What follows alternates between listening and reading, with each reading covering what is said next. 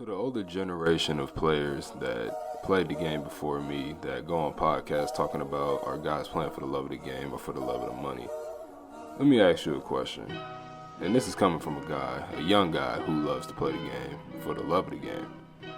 If y'all had one of the greatest individual seasons ever, from the start to the very finish in June, wouldn't y'all want to get paid nicely too? Well, put yourselves in my position, stand in my shoes, and listen to my story. Here's the man. Yeah.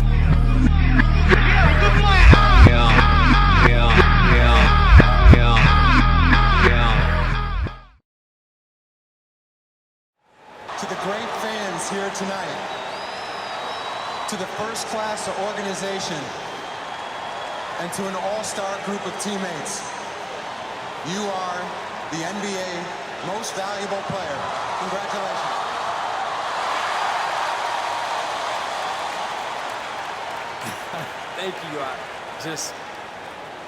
Thank you. Thank you so much. You guys are amazing, man. I don't even know what to say. It's like a loss. I'm lost for words right now. Nah, man, look, I just want to say real quick, I got to thank my teammates, my coaches, and everyone in the organization, top to bottom. Without you guys, I'm not standing here today.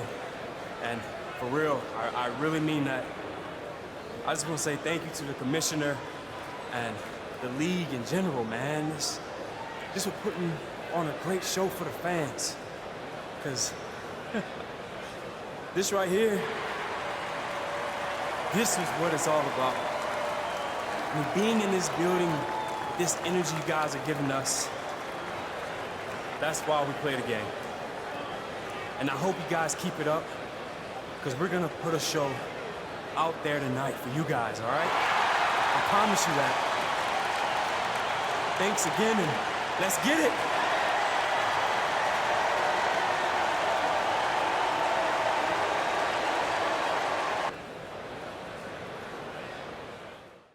Fresh off an MVP, I was, to say the least, I was on top of the NBA world, man. I had everything going for me. I had the world at my fingertips. You know, the fans were loving me more. You know, my teammates saw, what everybody else had been missing.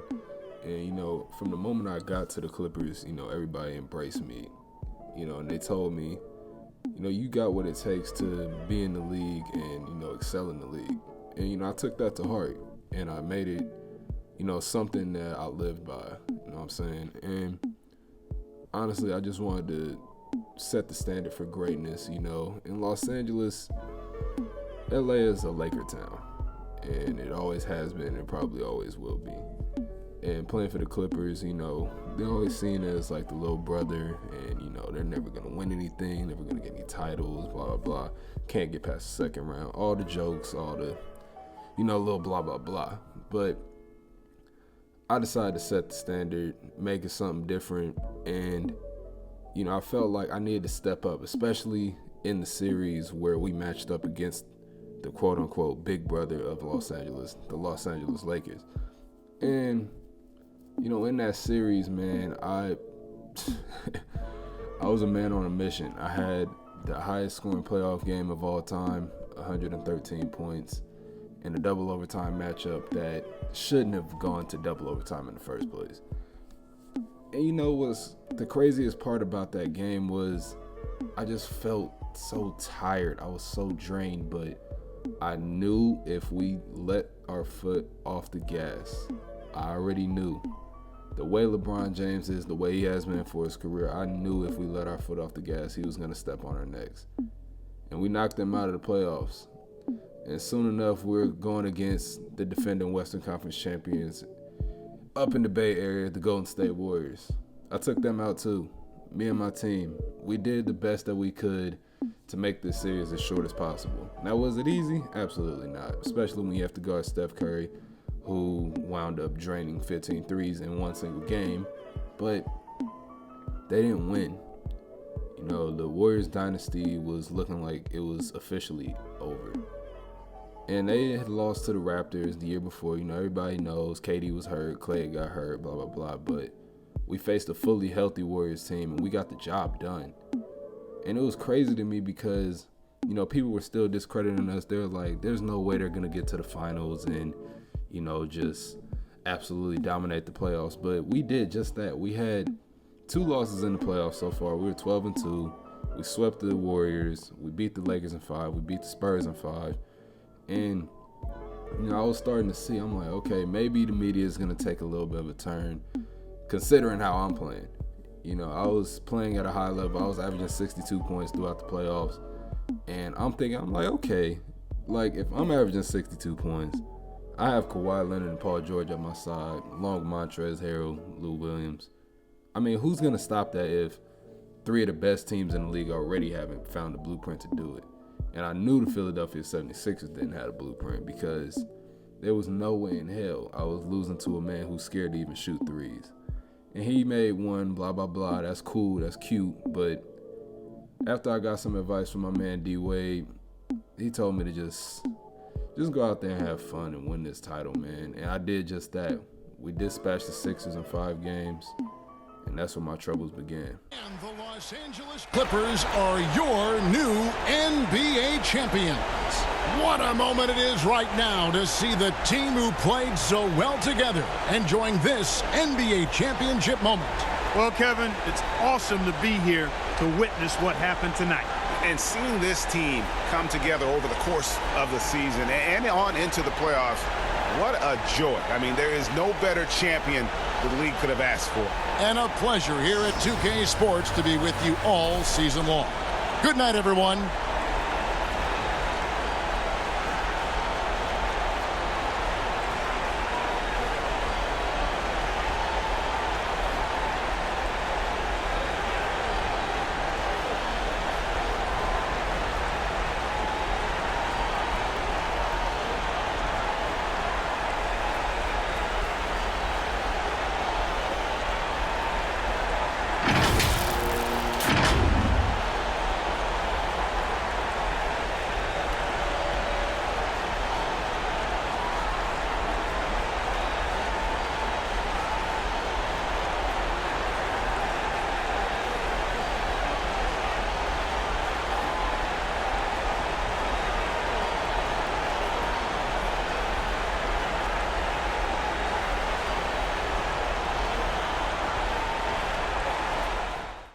I won it all.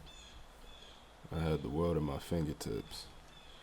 But unfortunately, I made a promise that I couldn't keep.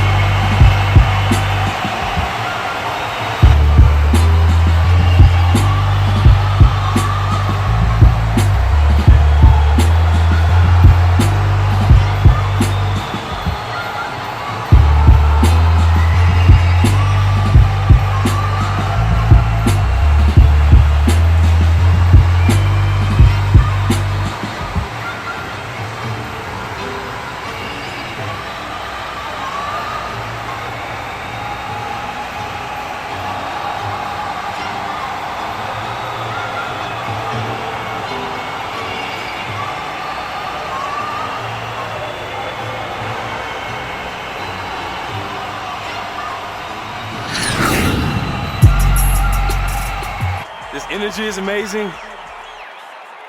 Like, I'm gonna try to keep this short, all right? But everything we've been through, it makes this moment so much sweeter. And looking back on that moment when we won the NBA championship, it was incredible. I get chills for real just thinking about it. We are the champs, baby. We are the champs. And I'm telling y'all right now, We're gonna be here again, this exact same spot next June. Repeat, baby. We're bringing it back home.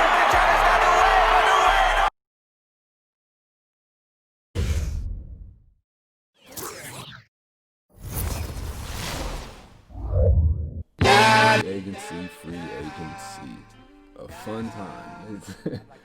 It taught me a lot about these NBA GMs, man. It taught me that they really don't know a damn thing about basketball.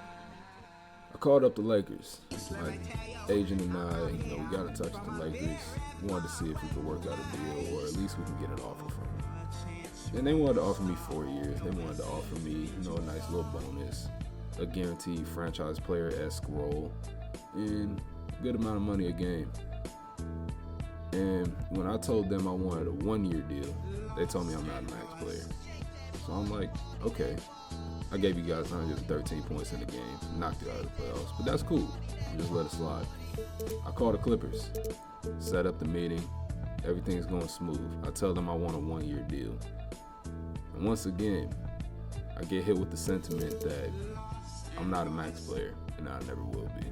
I instantly got reminded of that scene in Dead Presidents at the end when Lawrence Tate got sentenced to 15 years to life for the robbery he did in the movie with his boys. And I'm just like, after all I did for this team, after all I went through, even getting here, because Miami was a whirlpool of BS, I wasn't a max player, so I tried to build an old bridge that got burned down. I called Miami. I asked them, okay, can we get a deal done? Can I return? I told them 2 years, then I changed it. I was like, you know what? You guys aren't really feeling that. I asked them for 3 years. They told me the same thing. I'm not a max player. I never will be. That left me with no choice but to try to go out of the country and try something new. And with that being said, at least somebody valued me as a max player. At least somebody was ready to take on the challenge of having the new sixth god.